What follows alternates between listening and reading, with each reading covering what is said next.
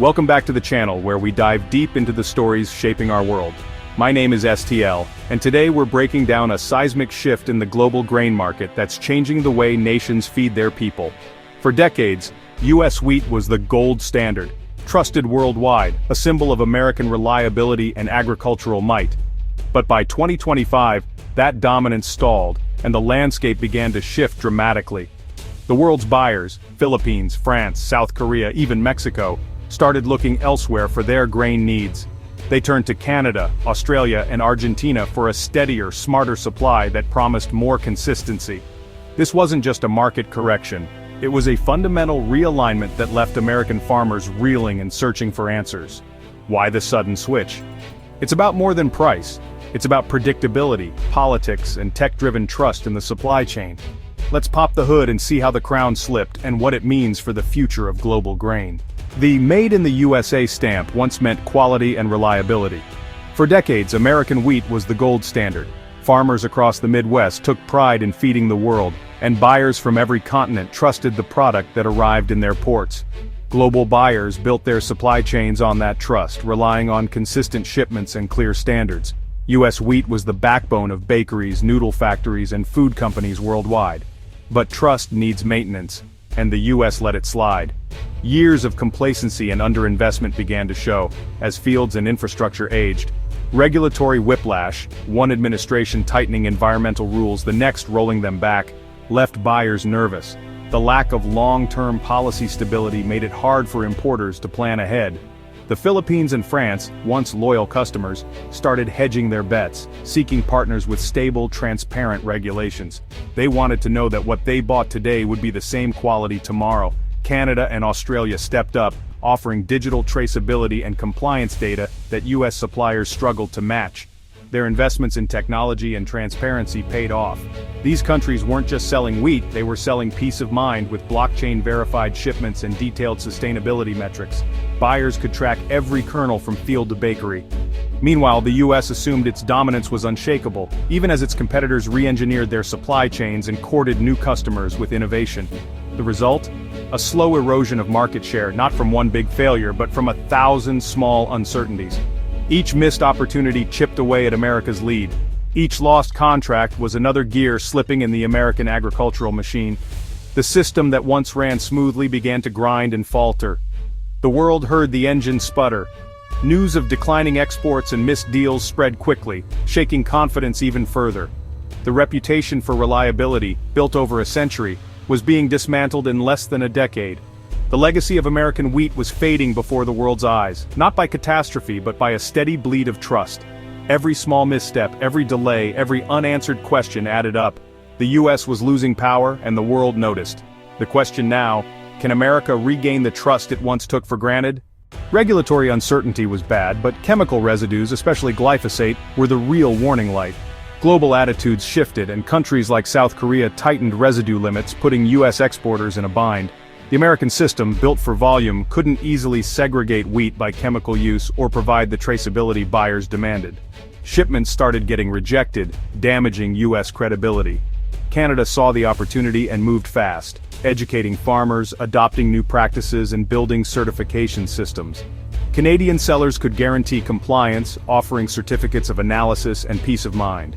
While U.S. officials argued over standards, Canada captured market share. They turned a crisis into a competitive advantage.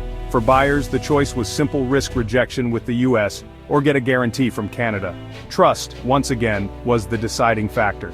The U.S. was left behind, arguing while others adapted. The market moved on. You'd think your closest neighbor would be your most secure customer. After all, proximity should mean trust, efficiency, and a partnership built on years of reliable trade.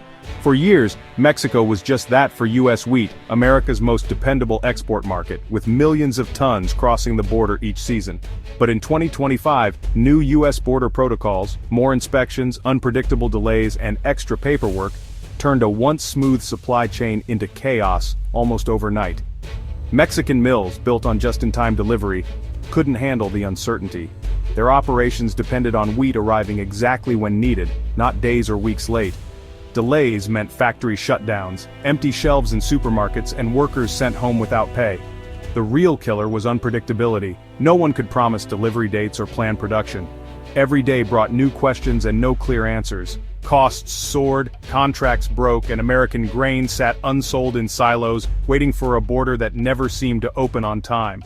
Meanwhile, Canada's rail network offered a seamless, reliable route straight into Mexico, bypassing U.S. border chaos entirely and delivering wheat on schedule.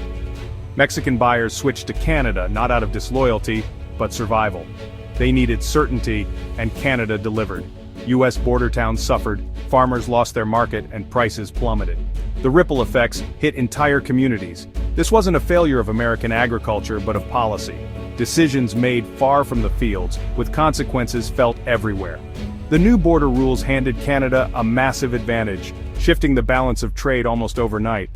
For Mexico, the path of least resistance now ran north, not across the border but around it, through Canada's open doors. The U.S. lost its edge, not in the fields, but at the border. Years of trust and trade unraveled in a matter of months. The cost of uncertainty was just too high, and for many the damage may be impossible to undo. Canada's rise began with its own crisis, a canola trade dispute with China that left farmers stranded. Instead of folding, Canada pivoted, diversifying markets and investing in ag-tech. The government funded digital traceability, blockchain records, and precision farming. Buyers in Germany or Japan could scan a QR code and see a wheat's entire journey: farm, fertilizer, harvest date, and more. This radical transparency wasn't just marketing, it was a new standard of trust. Canada's system could segregate grain for different markets, meeting each country's unique standards. Trade missions showcased this tech worldwide, winning over new buyers. The result? Canada went from crisis to global wheat powerhouse, capturing market share not by being cheapest, but by being the most reliable and transparent. The US lagged behind, stuck in analog systems. Canada's U-turn was a masterclass in turning crisis into competitive advantage. Washington finally woke up, jolted by the harsh reality of a rapidly changing global market. With exports plummeting and international confidence shaken, the Strategic Grain Reliability Act was born out of urgency and necessity.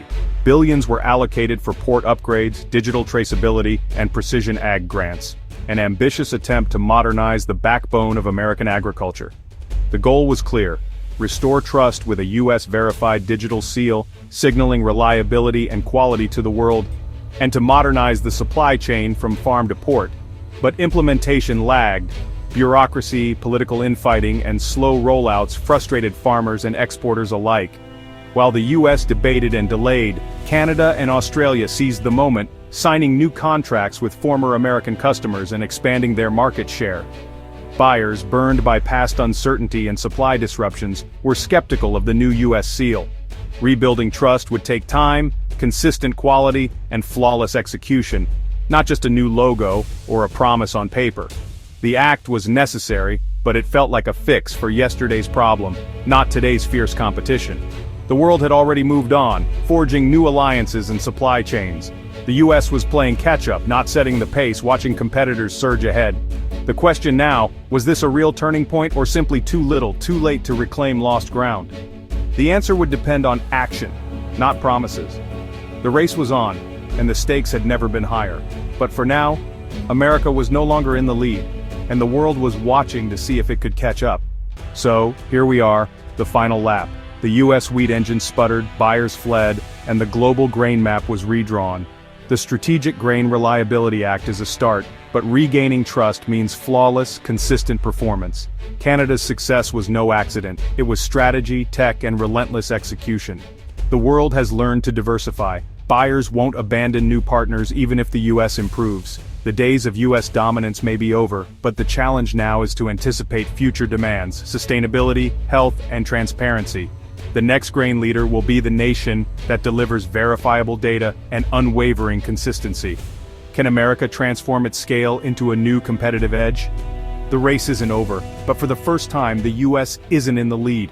The world is watching to see if America can overhaul its machine or settle for second place. The future of global grain is up for grabs. Now it's your turn. Can American wheat rebuild global trust, or is Canada's dominance here to stay? Should the US double down on ag tech, or try a new strategy? Drop your thoughts in the comments, like and subscribe for more deep dives. Thanks for watching. See you next time.